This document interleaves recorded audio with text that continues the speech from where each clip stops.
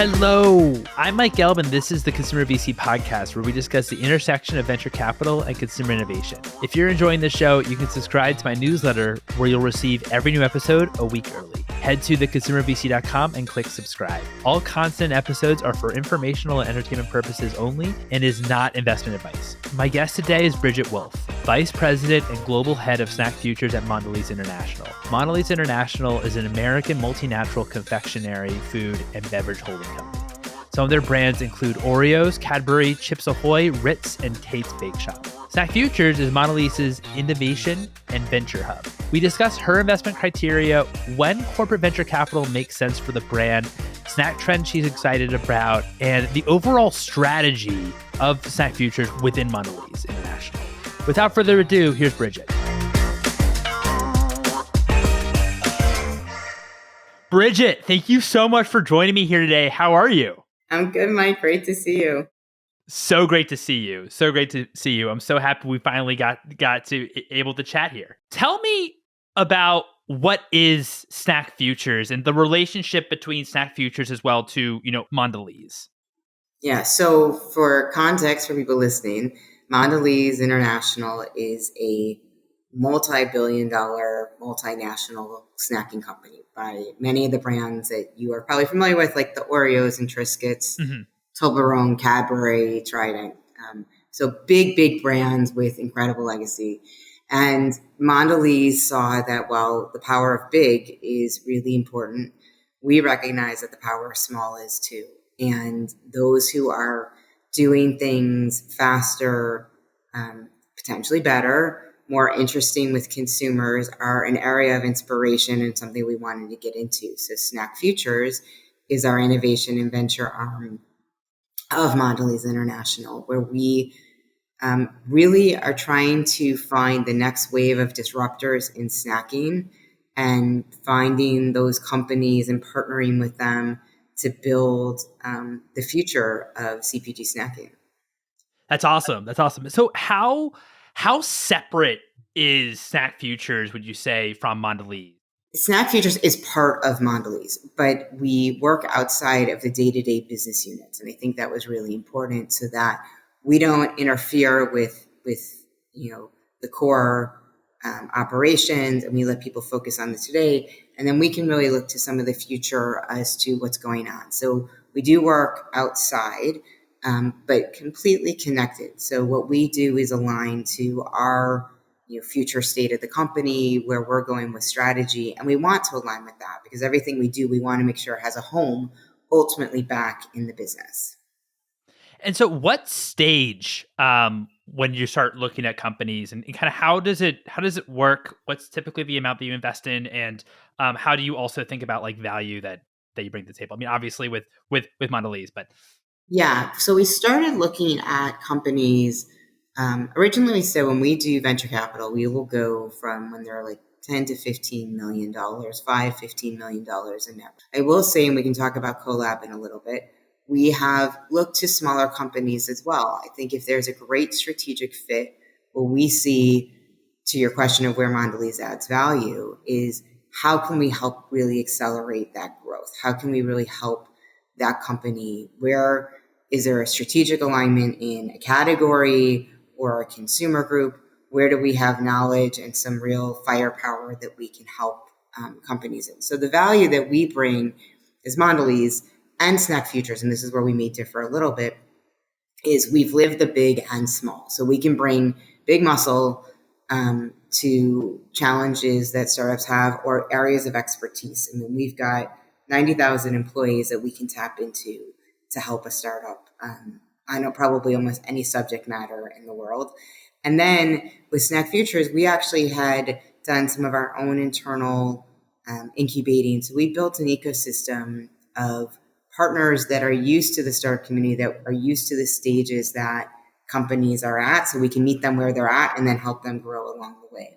So the stage that you invest in or you look for, that's in that $10 to $15 million range when it comes to SnackFutures. Is that right? That's ideal. I will say we've done companies that are less than 5 million, and they're great. And so I think it is for anyone listening who has a smaller company, if you've got a couple $1 million in net revenue, you're doing amazingly well. And we are welcoming that conversation. For us, then it's like, how can we get you to get big? Because our goal ultimately is we tend to invest not as a financial player, but as a strategic. So we really would love to see you is how could you fit into our portfolio? Got it. So the eventual goal with any company that you're investing in is actually to, if all things go well, to actually acquire that company. Yep. Now, if we don't, that's not necessarily saying a bad thing on either side. It could be strategies change, what world changes, who knows? But hopefully, no matter what, that Mondelez is better off for having to invest it, and the company is better off with Mondelez at their side for that part of the journey. So I was talking with, traditional venture capitalists that invest in CPG, many of them on the show, and they sometimes get a bit concerned when companies, they have a strategic on the table, because when it comes to what their exit potential is, they might actually have to only be then tied to the strategic, and don't have other options. How do you balance that, or maybe what are your kind of 2 cents on those kind of elements? Yeah, I think there's a couple of thoughts. One is it's definitely evolving, and we're seeing with capital sometimes being tighter, the strategics offer a lot of value. So there's a great piece there. We often say we'll play with anyone in the sandbox, barring a direct competitor.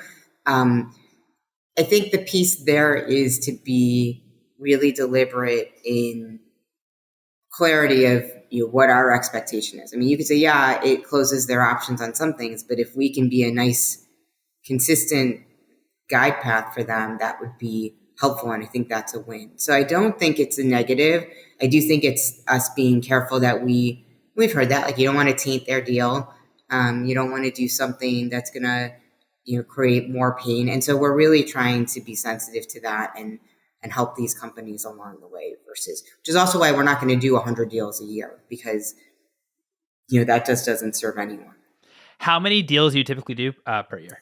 We're going to try and do maybe 4 to 6 a year, so call it 5 on average.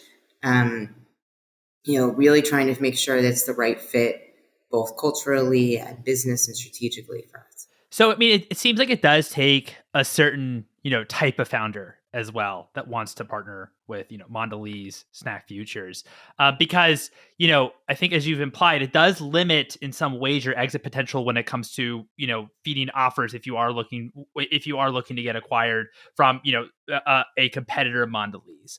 What are some of like the traits and characteristics of founders that you found really worked well with that partnership? That's a terrific question. I would say those who are very clear of what they know, right? I know my brand, I know my consumer, I know the benefit or what we're offering in the marketplace, so they can articulate that very clearly. Those that have a clear view, or at least an initial hypothesis of how we can work together and what they need from us and how we can best serve them. And then the last is having the openness to be coached and not hold your baby so preciously. These are things that it's a lot of sweat equity, it's a lot of emotional, it's a lot of real capital that goes into startups, and they're everything, and you love them and you want to hang on to them, and they're beautiful because they're your children. But sometimes we got to shape and coach along the way. And I think for founders that have an openness to be receptive to this part of your business may not be as strong, or you need to prioritize something, it's really not coming from a place of criticism. It's coming from how do we make you stronger for tomorrow. That's really helpful. Since this is, and you're very clear about this, which I appreciate, this is, a strategic, investment ultimately for, Mondelēz. When you're evaluating companies, how do you also think about cannibalization? Obviously, Mondelēz has these incredible legacy brands. How within, a number of categories within snacks, I'd imagine that you're investing in, categories that may actually be competitors to legacy brands. How do you think about that aspect? And also, how do you think about innovation? Because I'd imagine that the Mondelēz and their main business units are also innovating as well. So how do you think about innovation both outside of Mondelēz that you're investing in these companies and also internally? Yeah, I think for us, of those that are external, we'd want to invest in them one day. If they're the ones that are going to cannibalize us, there is an irony if you want to just cannibalize yourself, like take a typewriter to computer. If typewriters are going to become obsolete, and you see it in technology, right? They build in obsolescence for themselves. We need to be mindful of if there is a consumer behavioral shift to this area and we bring them on, that they're going to steal share. They were going to steal share anyway, and they were going to do it with somebody else. So I think we also have to be in the old world. I think it was a lot more rigorous of this black and white, thou shall not cross. But the truth is, you have to be open to say there's potentially some level of cannibalization by bringing them in house. The other way to say it was we would have just had loss to them, and we saw that for a long time with all what we call the insurgent brands. Right, you can dismiss them for a while, but then they become a material force, and there are lots of categories where we have good examples of they weren't so quiet for so long and they became a major player. And I would have rather had them be a major player in our house. So that's one piece. I do think, it's a way to keep the edge on our core brands. Be like, hey, this is what's nipping at your heels. This is what you're seeing. How are you responding? So to your question about internal innovation, it gives us a great window to the marketplace and what's changing. And it gives us a nice little, we can light some fire inside being like, this is coming. And how are we going to respond, both as an opportunity and a threat to address? Do you ever feel like there could be, when you have, obviously legacy brands and then you're investing in these companies, do you ever feel like in terms of sometimes what your role is, it's kind of difficult because you obviously want to be supporting, these brands at the same time they're taking market share away from your legacy, or is it, this is going to happen anyway, and so we got to support, our companies? Yeah, the destiny is happening anyway. I think at least in SnackFutures, we take a cleaner view is that if we're working with the startup, we want them to grow as much as possible. Like that's in our interest for them to grow. Now, obviously not at the detriment of our core, but if they were going to do it, like I said, let's have a seat at the table. So I think what we try and find is where are there white space opportunities for us that haven't been fully exploited by our core brands? Where are there new consumer cohorts? So we try and find as much incrementality as we can. And if someone's really a threat and they're going to be the ones that are going to disrupt us, then how do we be ready for them? How do you also think about the purpose of SnackFutures and as well as this, the Mondelez's innovation hub that's, external, right? You're finding companies, you're investing companies. Is it to maybe save ultimately on price when it comes to actually acquiring some of these companies later on down the road? Is it to actually learn what's out there in the market and kind of help on the entrepreneurial side? Like, how do you define how SnackFutures actually fits into Mondelez's larger strategy? So yes and. It's funny because it's a small team and it's a smaller part of the business, and people would say it's the tail. I said we're more like the nose of a dog. We're out here with our eyes and we've got a spotlight, being able to see what's coming down the path in the marketplace and what's emerging and bubbling up with consumer behavior. So for us, it's having a visibility for the organization to the outside world. It's being a connecting point so that we speak fluent, big and small, that we can translate and help the organization, even when they're ready to work with a smaller company, how that might look and kind of the learnings and all the way and how to protect both sides. And then it absolutely is a piece of, like any venture or anyone, if we can get good pricing and good, have a good relationship, even, there is a piece there where, unlike M&A, which is an immediate transaction, venture is a long-term relationship. And so we want to be the preferred partner and we want to be the preferred capital and go-to person or ultimately acquirer if that becomes the case. Now on the strategic side, when someone, when you partner with a brand, is there kind of this underlying first right of refusal that Mondelez has when they actually are thinking of selling their business? Or does that kind of not exist? No, it's sometimes it's a term that we'll put in. It depends on what the deal is and the stage of the company and the whole structure. So it's a term of many that we can use. That's helpful. So what within the world of snacking, how do you think about, the habits, maybe some of like the change in habits that people are doing when it comes to snacking, and overall how you kind of think about this? I want to say category, but of course this covers many categories. Snacking is huge. But what's kind of like from like a bird's eye view, how would one should think about kind of new about snacking overall? I mean, I think the piece that we could say is for a long time, we said there were 3 meals a day, and anything between those meals were considered a snack. And what we've definitely seen with consumer behavior is a blurring of meals. And we have a great Mondelēz State of Snacking report that folks can look up, and it has some really great insights. But I think it was 79% of consumers are looking for more portion control. You have over 60% are changing the way that they view snacking, how they define it. So where it used to be everyone had those meals, now they're saying, no, it's a blurring. So the role of food, I would say, is blurring from just a pure snack function and to just a pure meal function. It's now really, when am I wanting to eat?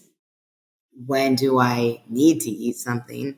And then what are the other functional benefits that I am using it for? So recently we learned, right, that 80% of consumers are using snacks for healthy snacking. It's kind of a health purpose.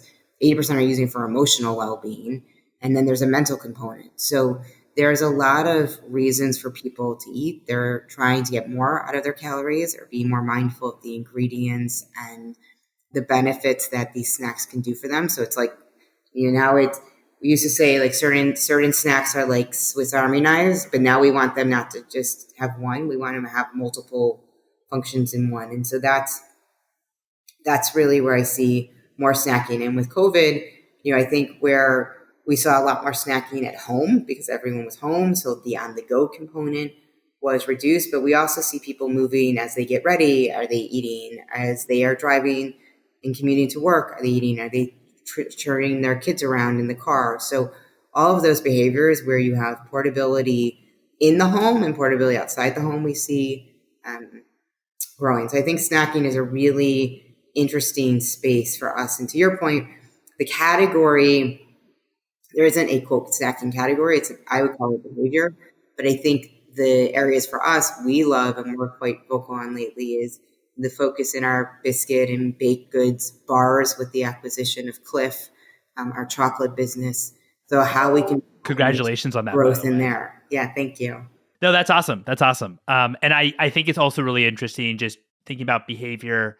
It's really interesting about some of the stats that you shared about 79% of consumers are looking for more portion control and are replacing some of their meals with snacks. And also as well, how they're snacking, it's almost like they're doing it while doing something else sometimes. So it's how do you also translate what these kind of the packaging or the different use cases for these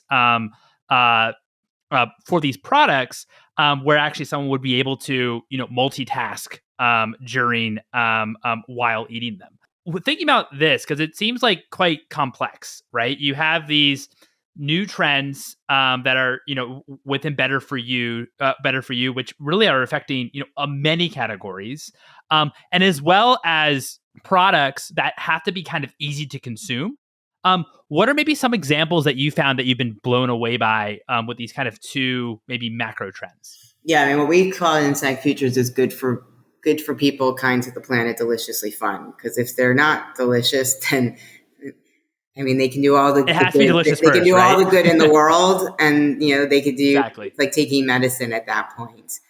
For us, as I look to see who's been really delicious, like I am proud of our bar portfolio from the Perfect Group and Cliff. You've got functionality there that's delicious. It's clearly fit a need, and where Perfect has a different nutritional profile and kind of what they're espousing to, and how we help consumers there. I think there are some interesting examples we've had in our collab class.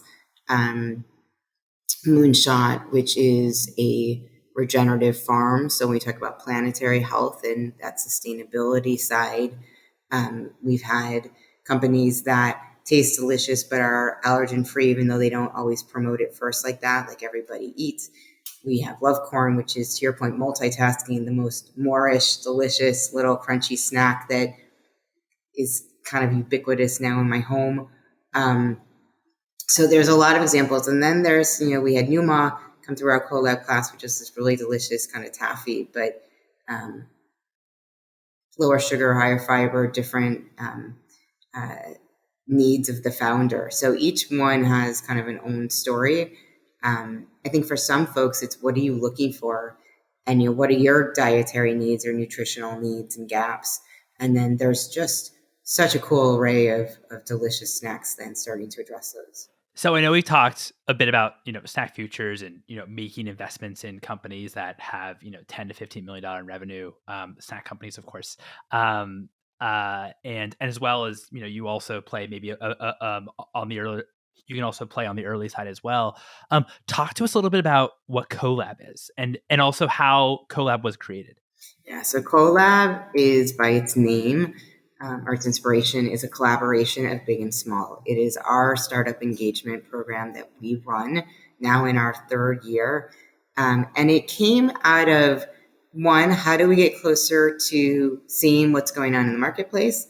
And how do we get closer to some who we think are super interesting players? And it was built on the foundations of that work I mentioned. We had done some of our own internal incubating and building this ecosystem, as well as the venture. So how do we bring the best of both into a program where we understand pain points and we can bring some real value at a big level and a small level? So we give a $20,000 grant. We have a 12-week program that is a pretty intense curriculum and robust of experts inside and out of our company. We have, last year, we finally, thanks to the pandemic, put our first and second class together in a live showcase so that the venture and PE and kind of broader community could see what they're about. So it's a really holistic program where we try and bring the best out of both sides and really address the need that they have. This year, we have applications open now. So depending when this will air, you can go to applycollab.com. And we're looking for disruptively delicious snacks. Amazing. And what have you found on the collab side? So, talk to me a little bit about like the actual stage that companies that may be looking to apply or it makes sense. And what have you found to be maybe some of the biggest learnings that they've done through your cohorts going through the program? These are earlier stage. So in the past, we've had $500,000. This year, we're asking for $1 million in net revenue as a start. That way, we can really continue to jumpstart them. We have found a couple learnings. What we try to deliver by the end of the program, and I think what we've heard, we can sure send you a little video of what they said about it, is we build a community. Entrepreneurship is really hard and it's really lonely. And they get out of this a group that is designed to work with each other. It's not a competition. And that's really important because, when you are going through something difficult or even growing, you want to be able to share that. And if it's competitive, we don't have it. So we have this amazing community that gets built.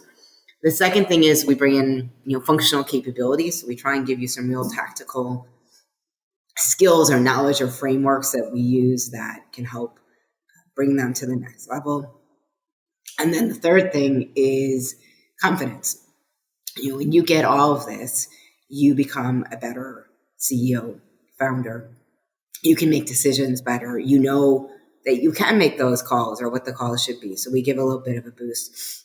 And then, like I said, we give a $20,000 grant. So there's, hundreds of thousands of dollars of value of expertise that we can bring in, and we do bring into this. And then we get a formal piece at the end. Got it. And then at the end, do you decide which kind of companies that you invest in? Like what actually happens at the end of the program? No. No, because some of them are so early. So if you think about, it's a little bit of a path for us to say as they grow, right? Hopefully they've gotten to know us and we've given some real value in the program and we've gotten to know them. That when they're looking for their future raisings and as they continue to expand, that we will be first on their minds. Got it. That makes sense. What for entrepreneurs that maybe have had a little bit of traction, right? Like that maybe would be good applicants for collab in the 500K to $1 million range or $1 million up in sales. What do you see, especially first time entrepreneurs within that starting a CPG company? What have you seen that maybe one of the biggest learning curves that they have to overcome and learn that maybe could be? What do you think? I think there's been a range. I mean, for some of them, it's organizational structure and building culture and communications where they realize the impact of what they're doing. And as they grow, like how do they grow and how do they deliberately plan stuff? So there's a piece there. One is as they start to look to scale with their operations and manufacturing partners, how to approach those. Marketing is probably one of the biggest leaps that we see in communications and their storytelling, both for the consumer side and then in the investment side. So we do help them with, pitch practice and think about what their story is, both to investors and then on the comms side for consumers. What's special about your product and how are you going to communicate that in a very busy world? What are currently within snacks like a couple of trends that you get really, really excited about? And these could be categories that maybe are still, small and developing. Yeah. So I'm going to speak like every consumer where, we want snacks that are really good for us and we want snacks that feel really good. So I think the hyper-indulgent end of a sense of treating yourself and rewarding yourself and giving yourself little luxuries and just that comfort food is really neat. And there's some great companies that have emerged in kind of that space that I think is you think of either small bites, again, back to the portion control piece. This isn't about constantly going. So having kind of a portion controlled snack that you can really have that moment of joy and sharing and indulgence without feeling the flip side downturn of it is one. And then I think on the other is the emerging of the really better for you, like true better for you brands. I think, we talk about snacking and meals. And I think one of the opportunities is, the more real food. We had of a brand that we launched called Dirt Kitchen Snacks. It's real vegetables. You see it in companies where it's more real food and kitchen logic coming in that is just making things that are complicated now snackable. When you think about better for you, and it's funny because I was having this conversation last week with Ashley Hartman, also in Chicago, about food tech and also, high growth brands where there doesn't have to be like a food technology kind of innovation. And maybe you can also outsource most of the manufacturing. When you think about innovation, especially in the better for you and maybe if it has those check boxes, absolutely delicious, better for the planet, better for you, which is rare. It's hard to actually meet all those standards. But what it involves, food technology to actually be part of the product. And there really is kind of maybe a competitive advantage there on product. Is that something that Mondelez would look at investing in that maybe takes up a lot of CapEx and startup costs? Or is that something that you maybe shy away from? Yeah, I would love to see, and we see it in personal care, we see it in some beauty, for sure, retail and in the pure tech space. I would love to see some kind of CPG food brand that is fueled, or its backbone is some interesting technology that there's an IP in, to your point. I think that would be incredible. So anyone out there with a really cool brand, but like its basis was on the tech versus the tech alone. I think that's super interesting of that bundle. I think in food, sometimes it's challenging is because we don't want tech in our food, but there's been a ton of technology in manufacturing developments from where we were 100 years ago. So I do think, as we look at the food supply system and we look at wanting more diverse eating and more foods, right, to feed more people with less resources, I do think kind of that, industry 4.0 of agricultural 4.0 of how do we source our ingredients? Are there new ways? And this gets into the heavy food tech space of, the cultivated ingredients and fermented ingredients. But there is something really interesting there as to how do you blend that technology to food brands that consumers are receptive of and they like the food and they're not freaked out by it. And I think then there's some in the go back to basics. Where do we go back to basics of whole foods, real food ingredients, and then are there smarter ways of preserving them? Are there smarter ways of processing them that we can make them still last longer, be safe for people, be affordable for people? There's just such a laundry list in snacking demands. One thing that really stuck out was about how consumers maybe are unsure about technology within their products. For you as an investor and also for you as a consumer, what do you think? How do you get a product that uses technology as an alternative? How do you kind of get that in consumers, like get consumers comfortable with actually eating, buying, shopping that food? And where do you think overall food tech will go? So I think the big thing with like any technology and an R&D is to say the so what. What is the benefit of it? Why does a consumer care? Because it can do all this really cool stuff, but at the end of the day, I got to put it in very basic human terms and say, why do I care? And how does this help me live a better life or an easier life or whatever it's going to be, or a more joyful life? And I think that's the first piece of keeping it really simple of what are the benefits. And then I think we have to be careful of the negatives, right? Like we see a huge rise in plant-based snacking and eating for a myriad of reasons. One from just food diversity, one from health, but clearly on an environmental footprint with carbon and methane and or an ethical piece with humaneness to animals. The challenge then is, okay, if you get your taste all there, which there are some skeptics, is that product any better? Is it better for me as a consumer? Are there more chemicals and more gobbledygook in there that freaks me out more? So is it really helping me? Is it more affordable? And is it really pushing an ethical piece that enough people care about? And not to say that it's not important. It's really important. But I think that's the challenge too, is getting enough people to care to pay a premium sometimes in the beginning.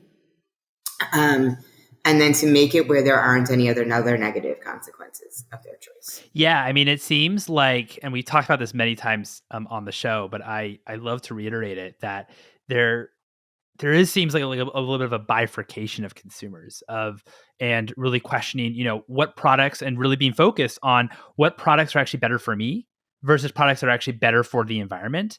It's possible that could intersect and you could release a product that serves both, but it's also really, really challenging as well, right? When you actually go through the ingredients list and some of the alternatives that that products use. How do you think about when you're analyzing new brands about maybe ingredient choice that they're using?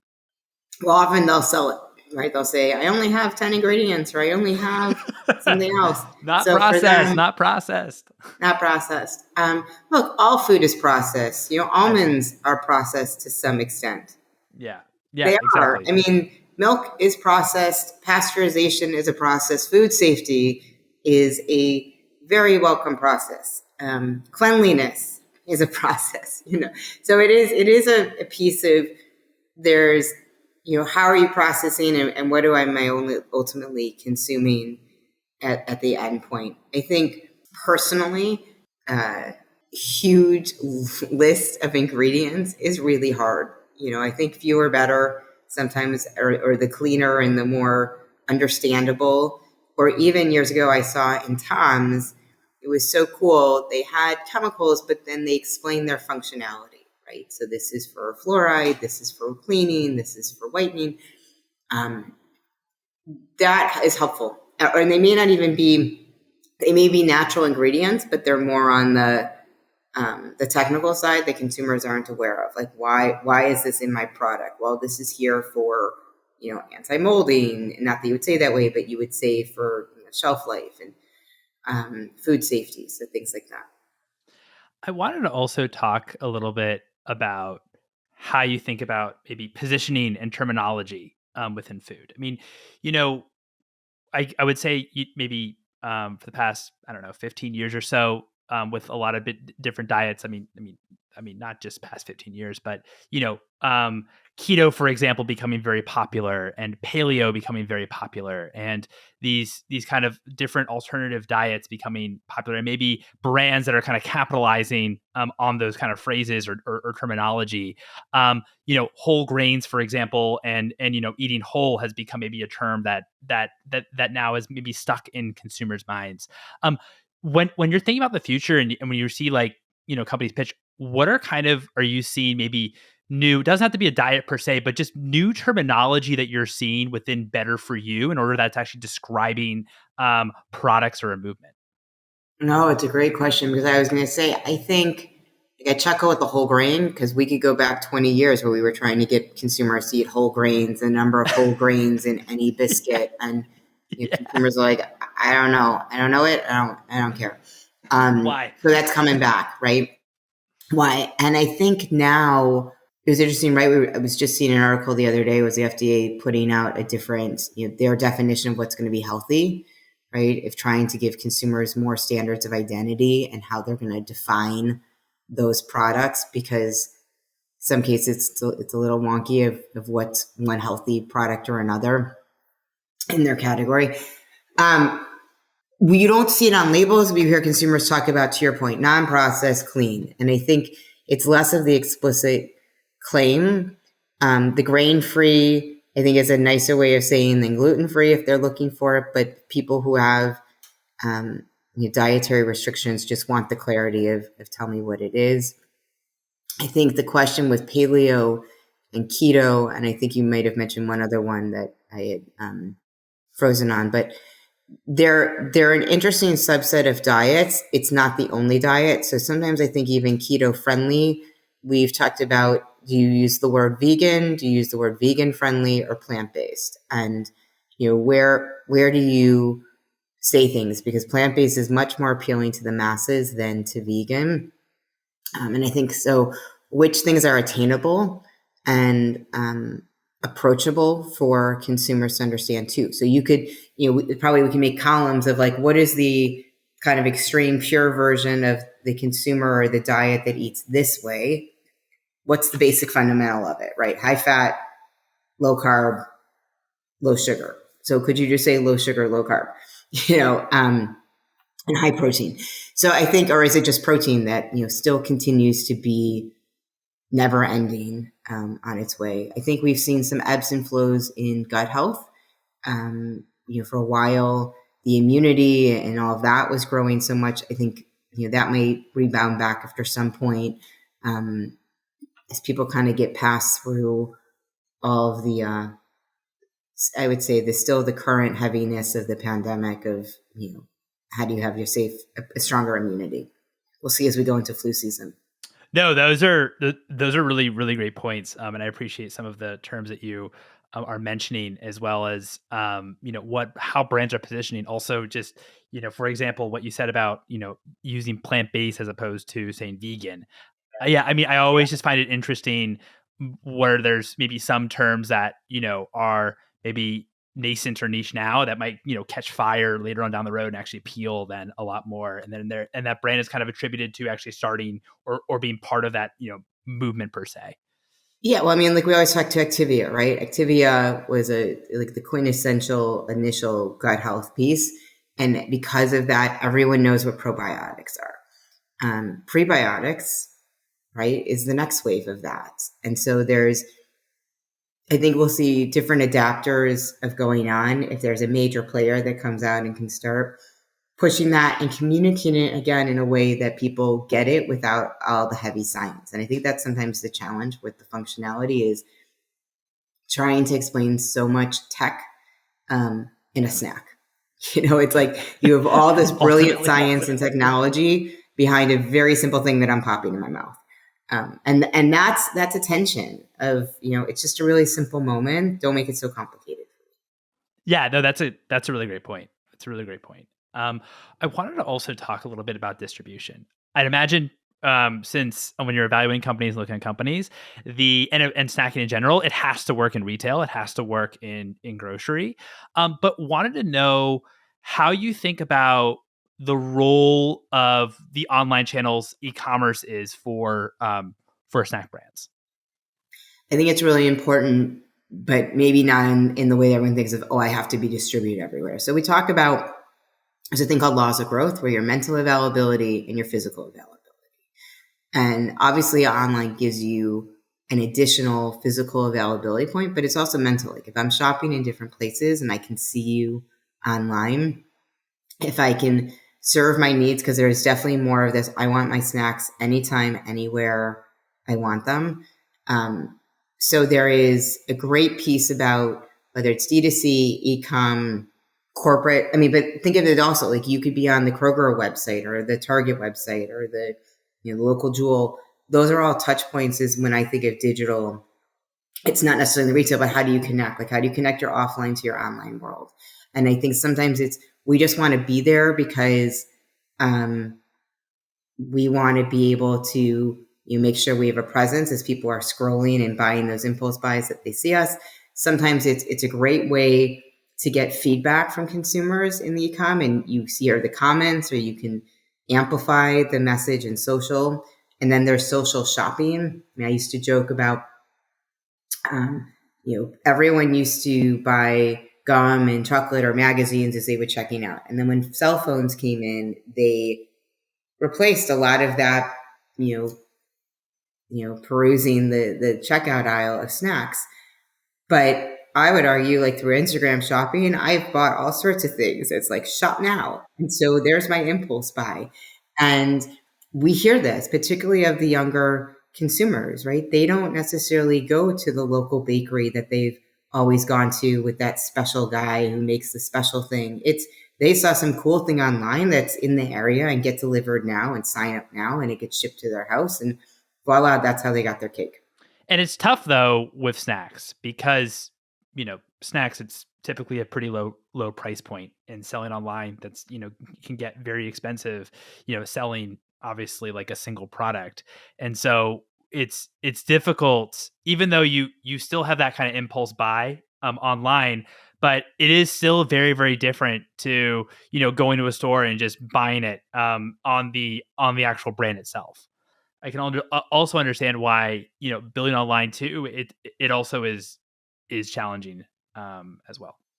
Yeah. And look, if you have a simple snack to ship, starting online is great because that's you are the distribution versus having to pay for it and fight for it and keep it. The distribution story is only one half of the story though. The other half that people forget is the velocity. It doesn't matter that you're there. If you're not moving, you won't be there long and you'll be doing a lot of cleanup. So you really have to think of it as a 1-2 punch. How do I build my distribution and how do I build my velocity where I am? And how do I support where I am to drive that velocity, whether that's online or offline? And then the other piece is just be strategic. Like, what is this channel giving me? Is it strictly distribution, or is it giving me visibility? Is it giving me credibility, right? Certain retailers or certain apps or certain places you may want to be on, like Thrive, or, do you want to be on Amazon? And do you want to be in some of these places that have a different halo because their retailer has that benefit?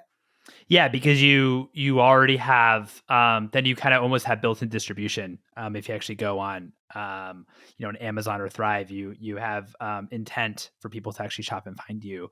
And also too, like what's great about the DC channel is, or just, e-commerce, is that you also have a chance for, if you're a young brand, to learn what packaging works, what phrasing do people say in their reviews, because once in store, that's then a big shipment, and then you're locked in. You can't just go out and change out your packaging or change your positioning or what have you. And so that's what I think that e-commerce is just an incredible place to really just learn and understand how customers actually why customers actually buy your product in the first place.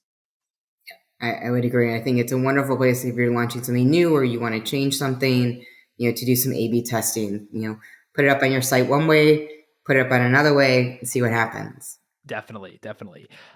What is one book that's inspired you personally and one book that's inspired you professionally? So I'll actually go way back when, The Tao of Pooh, which is the explanation of Taoism through the Winnie the Pooh characters. I read it years ago. It's kind of a life-changing perspective of Tao means the way, and there really is something about Winnie the Pooh and all of the characters of who likes to overcomplicate things and think things or look smart and things like that. So that's a lovely book. There's a book called The Choice by Edith Edgar, who is a Holocaust survivor and a trauma psychologist. And it's just an incredible story. Her personal story is incredible, but then a story about just resilience and mindsets and growth. And this wonderful phrase of not why me, but what's next when stuff happens, to process that. And they're just oodles. I would say professionally, of late, I refer to Loon Shots a lot. I really enjoyed that book.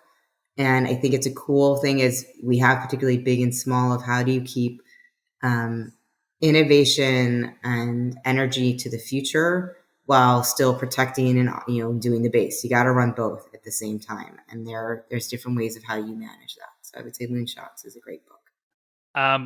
I really appreciate you sharing these. The Choice, the Tao of Pooh, which I had never heard before, and no one had ever brought this up on the show. So I'm really excited to add that to the book list, and I'm definitely going to read it. Sounds awesome. There's a Tea of Piglet, which I hadn't read either, but the Tao of Pooh is one of them. Cool. My final question for you is, what's one piece of advice that you might have for anyone who's founding a snack company? I think for anyone who's founding any company, find what you're in it for and who you're serving, right? So why are you doing this? I guess it's not just the one piece of advice. I would say be kind to yourself. Oh, here's probably the biggest, and ask for help. We've learned this actually with one of our cola companies, did a wonderful class about fearless asking. But I think what we find is founders tend to be too proud. You either don't want to tell your investors you don't know, or you don't want to tell other people that it may not be going well. And the truth is, if you raise your hand and ask for help, you might find the solution to help much faster, and it won't be such a lonely journey. So you may be able to save yourself and the business a lot of heartache, because this isn't an easy road. Love that. I completely agree. And it's funny because I feel like sometimes we love to say that we're resourceful. To me, what resourcefulness actually means is you actually are actually asking for help. You're trying to figure out a problem and using anything in your network or just any relationship that you build to actually help you solve that problem. Totally. And so, and I think that asking for help, it's almost like a negative thing, but I try to tie it into, okay, we're actually being resourceful. So it actually is a positive thing. And kind of lean on that more so than thinking of it that it's, oh gosh, I have to, ask for help, which doesn't look good. So, cool. Brigette, thank you so much. It's been so much fun chatting with you. Thank you, Mike. This has been a pleasure. It's great. Thank you. And there you have it. It was such a pleasure chatting with Brigette. I hope you all enjoyed it. If you enjoyed this episode, I'd love it if you'd write a review on the Apple Podcasts. You're also welcome to follow me, your host, Mike, on Twitter @MikeGelb, and also follow for episode announcements @ConsumerVC. Thanks for listening, everyone.